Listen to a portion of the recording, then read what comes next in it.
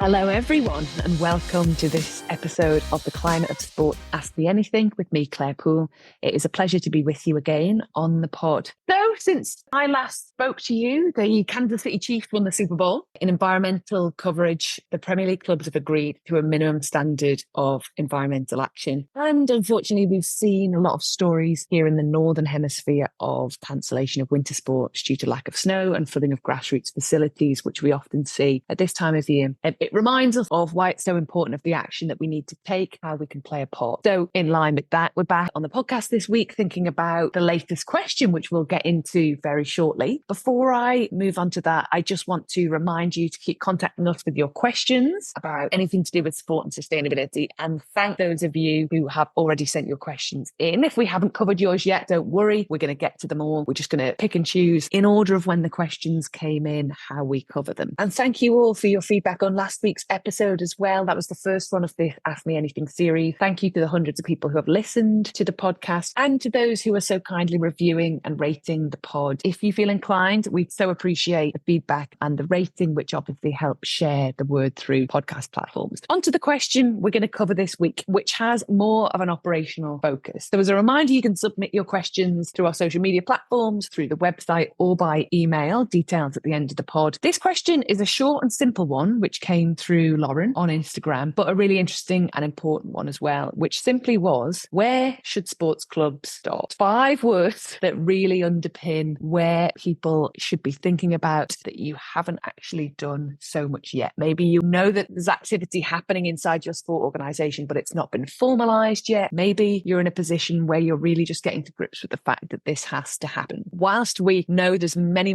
global sport organisations that are doing incredible actions, some of which who've been doing it for years or decades, when you look at the number of sport organisations globally that are leading on this work or have been doing it for a longer time, compared to the number of sport organisations that exist globally, you start to see that whilst incredible strides have been made, and for some of you listening to this, it may feel quite early stage compared to where you're at, actually, we can imagine that the majority of sport organisations globally are in this position based on the numbers that we see of those who are quite vocal about their commitments and their actions. So it's a really important question and one which we're going to cover in today's episode. So as usual, I'm going to go through some key elements I think are a useful place to start if you do find yourself in this position. Even if you are further along on the journey, you might still find it interesting to listen, to share, to underline and confirm what you're doing is good stuff, and also to hear from a couple of our experts who are going to join us and share their views on this week's episode as well. Let's just run through some of the key areas I think are absolutely crucial to cover when it comes to where sports clubs should start on their journey, specifically as we cover environmental sustainability. So the one I'm going to start with is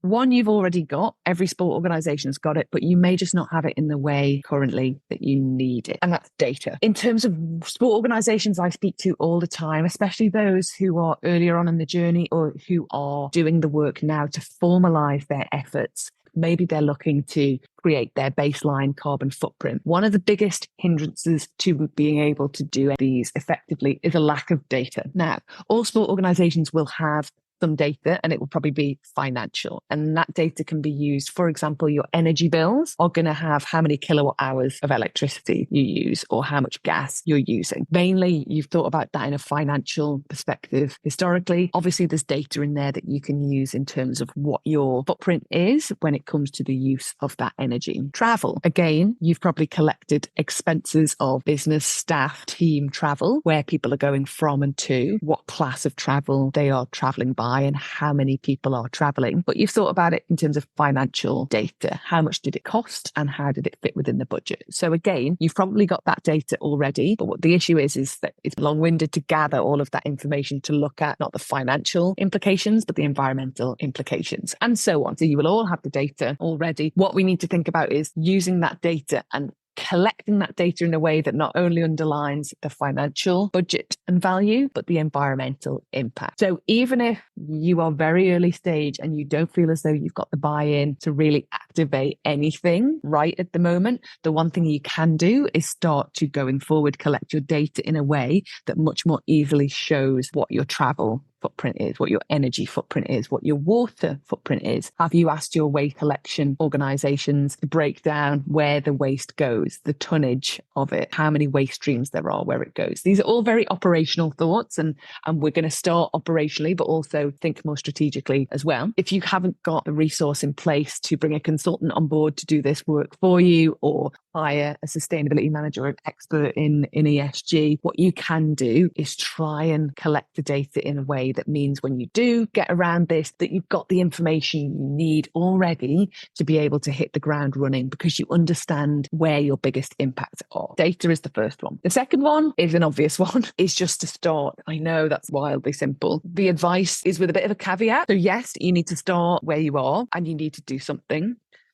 No, you're not too late. We hear this a lot. Oh, I keep reading about how all these organizations are so far ahead. We haven't done much yet, so maybe we've missed the boat on this. Wait for mandatory regulations to come in. No. Absolutely start. But bear in mind, when you do start doing these actions, even if they are small actions, that you understand that there is now an urgency behind these actions. So whilst, 20 years ago, putting some recycling bins under people's desks was okay, now, because of the depth of the climate crisis and what we're facing, whilst doing that action is still important, you have to do it in the caveat that you know it's not enough, but you're doing the action. So making sure that within those small actions, you're underpinning the urgency and the fact that incremental small gains are no longer enough in and of themselves. But of course, the same as every journey, you have to start with the first step. So please just make a start if you haven't already, even if you feel as though it's very small and insignificant. The third piece of advice I would give is around partnerships and procurement. Procurement,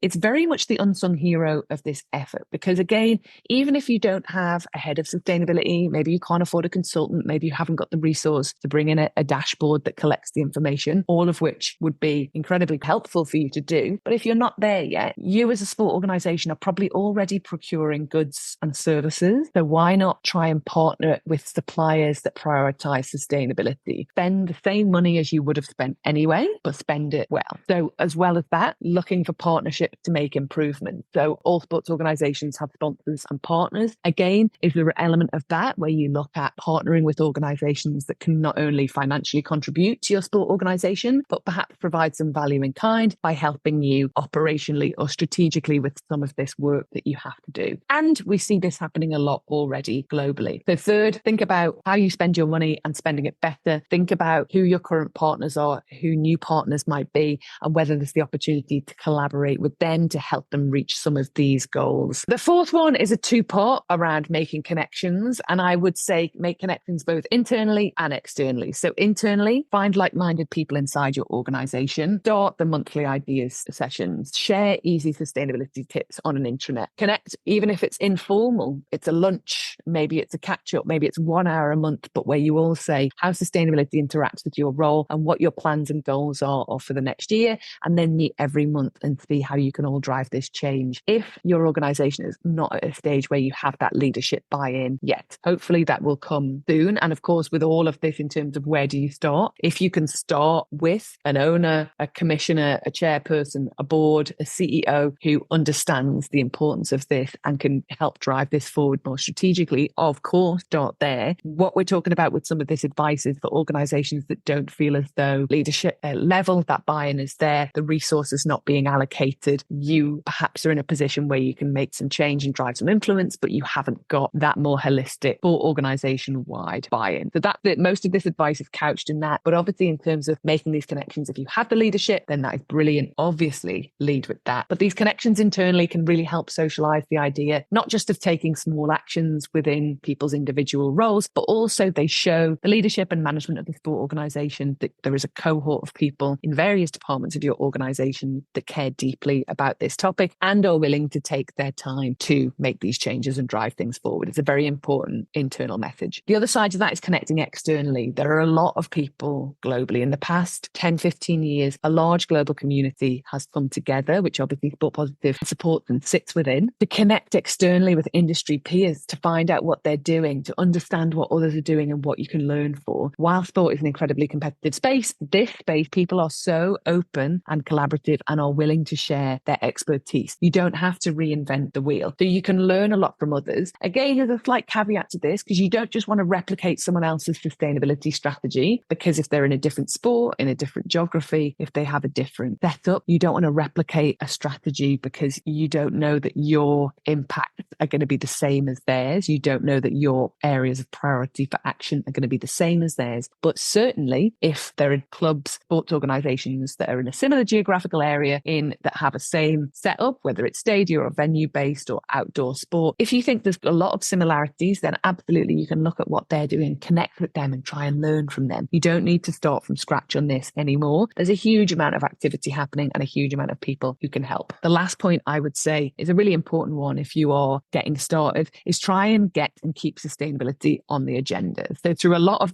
these other actions, starting small, looking at procurement, connecting internally, connecting externally, all of it will start a drumbeat of action and information to leadership to raise awareness about what others are doing, why it's important for your organization to do it, and why it's so crucial for it to be kept on the agenda. In terms of all of this, that creates and socializes the idea that this is an important topic that should be on the agenda and that should be kept on the agenda. Also, as a kind of add-on to this, we're seeing now that only affects really large sporting organizations, but we can extrapolate in the coming years that may well change, is mandatory sustainability reporting requirements. So we just saw in the last week that stock exchanges in China have announced new sustainability reporting guidelines for listed companies. We've already seen that in Europe through CSRD, the Corporate Sustainable Reporting Directive. We've seen it in the United States with the SEC's upcoming climate disclosure rules, and other jurisdictions as well, Australia, Brazil, Singapore, UK. So these are for major listed business corporations, of which some sport organizations are publicly listed. So you can see how it's already happening for those major institutions. But again, the way the world is going in terms of sustainability and the importance of it, you can only expect maybe it won't be for 5 or 10 or 15 or 50 years, but that it will become mandatory. So again, in terms of making a start, collecting data, connecting with partners and procuring sustainably and talking about this work, all of it is going to put you best foot forward to be able to meet these targets potentially for reporting head on in the future. So there's some initial ideas to get started. It's not exhaustive, but really I think these cover off some of the major ways in which organizations can get started. We're going to hear from a couple of experts now. So I was in Seville this week with the Free Kicks partners. Free Kicks is an EU-funded project which basically is for football clubs to both reduce and share their environmental impact, as well as use the power of football to engage stakeholders on behavioural change. If you haven't already seen that, check out www.free-kick.eu. And we're coming out with more information and data in the coming weeks and months on carbon emissions, environmental impact of a football match, for example, and what that means and how it can be reduced will be highly relevant for all sporting organisations. So we're coming out with that data in the next weeks and months. So keep an eye on that. But because we were all together, I spoke to a couple of colleagues and partners on the project to get their views on, if organisations come to them and say, where should we start, what their answer would be to that question. So in the first instance, we'll hear from Tiberio Daddy, who is Associate Professor in Corporate Environmental Management, the Institute of Management at Scuola Superiore Sant'Anna in Pisa, the Sant'Anna School of Advanced Studies. So here's what Tiberio had to say about this question. According to our experience that we have had in the framework of the Free Kicks project and also in another experience that we have had with football clubs, I would suggest them to start separating the possible action that they can adopt in two different actions. The first group of this action are operational action. So action aimed to reduce the impact of their event, matches. I don't know, naturally the size of this club is a professional, is a grassroots club, but however, in any case, they have to arrange events. The second, from where they should start in a parallel way, I would say not in a temporary way, is the management and governance action. So action in the frame of their organizational structure. So regarding the first group, I would say how to decide if they should start from waste, if they should start from water consumption, if they should start from energy consumption. They have to identify the ranking of the priorities they have to target. Because naturally, if you have a club like Real Betis, where we are now in south of Spain or in south of Italy, clearly you could target or you could have as a priority the water consumption. But the water consumption cannot be a priority for Malmo, another club of free kicks project that is located in Sweden, where they have a lot of raining period and so on. So the first step will say, let's understand what are the priority and what are the key aspects to target. How to do that with different approaches. There are some clubs that ask to the stakeholders, making a stakeholder consultation. For stakeholder, we mean municipality, local communities, sponsors, and so on, asking what are the environmental priority in their opinion for the club, or collecting data and analyzing the impact and identify the priority. So after that, I would say that this club, after having identified the priorities, can look at a huge amount of good practice guideline and experience that have been published in this recent year to look for the best action to take to reduce the environmental impact of the event. This from operational point of view. From organization and management point of view, I would say the first step surely is to appoint a person that will follow the sustainability and the environmental issue in the frame of the organization, because otherwise it's complicated without having defined a specific role and responsibility on this aspect to follow also the other action regarding operational action. Then, according to our experience, also what we have carried out in the frame of Free Kicks project, I would say a second topic is surely monitoring of the environmental impact. So they should start to collect data, and this could help also to understand the priority I mentioned before regarding the events. They have to identify some key performance indicator to monitor in order to understand where they are improving and where they are worsening the performance. As final and third important step to the governance level, I would say to think on how to improve the environmental performance of their supply chain. A lot of football clubs have indirect impacts. It means impact created by suppliers, by contractors, thinking to food and beverage, cleaning, as we have analyzed in the Free Kicks project. So sometimes these people create an impact that sometimes could be bigger than the impact created by the activity of the club itself. So it will be good to think to this aspect and to adopt an approach that allow to manage the environmental impact of these people and of the supply chain. Great to hear from Tiberio, who's involved with a lot of sporting projects and has great advice there, which I'm going to dig into a little bit more. But before I do that, let's also hear from Magdalena Noor, who is Head of Sustainability at Malmo FF in Sweden. Well, I would say to do simple things, small things, and most of all to use your staff, your colleagues, and ask them to look into their everyday work and what could be done differently to save energy, to save water, to save transportation or whatever. Sustainability, we're working very widely, broadly. We have social sustainability. We have just recently engaged more in the green environmental sustainability because we do own our own stadium. So now we're in this project, the Free Kicks project, that is guiding us through how to put management systems, how to put KPIs and follow up on them regarding the sustainability. So I would say we're focusing on energy. We already have 100% renewable energy, but we would like to reduce how much we use anyhow to save money, but also to save energy, obviously, in different ways. So we're talking about heating, we're talking about LED lights, and those are pretty simple things. We reduce our water waste with the urinals because we're using chemical cleaning instead of water, and it is actually more ecological, more sustainable. But I would say this, start with small things and ask around and make sure you have the management with you. So the management has to sign off, preferably the board and the management. And so it's mentioned in all kinds of reports and a yearly sustainability report and so on, and preferably also in media. And involve the sport, try to get the players and so on. But again, I would say baby steps and to listen to people working with you. Great to hear from Magda on that as well. Great advice from both Tiberio and Magda. And let's note the number of times that the Free Kicks project was mentioned.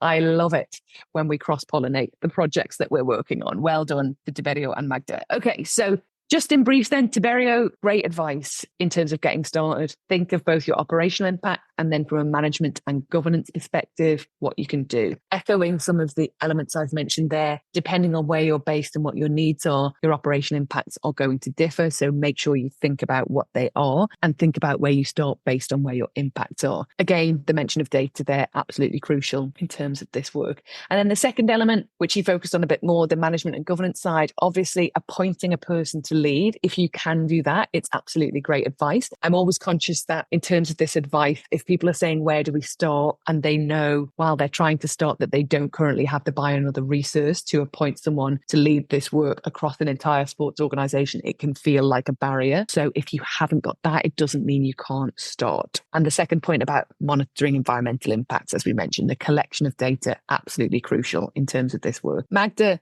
so accessible in terms of her device. If you are starting and you don't have that buy-in or those resources yet, start with simple things, use staff and colleagues, look at the elements you can do to both save money and reduce impact. Great advice. Often people can see sustainability as an expense, as a cost center, rather than as a money saving. But time and again, we see initial capital expenditure that reduces longer term operational expenditure, which is great. Or we see you can spend the same amount of money and spend it better. Of course, there are instances where you invest in sustainability and there is a cost there, but also we need to try and shift the mindset that it always has to be a cost center to take this action. It can enable you to spend your money better and make achievements. It can enable you to partner with organizations more strategically to achieve certain things without that expenditure. And also it can help you save money. And again, Magda also mentioned, have that buy-in, ideally from a board level. Of course, always the best way to ensure success. This was a roundup of the question that we had in from Lauren about where should sports clubs start. I hope you found this information useful. We'll share more information on social media in terms of where you can start and how you can get going. We love to hear from you. Keep your questions coming. Make sure you share your thoughts on where you got started and what your advice would be to others on social media, on our LinkedIn, Twitter, X pages and Instagram. And we look forward to speaking to you next time on the Climate of Sport podcast. Ask me anything with me, Claire Poole. Thanks for listening to the Climate of Sport podcast. Please like and subscribe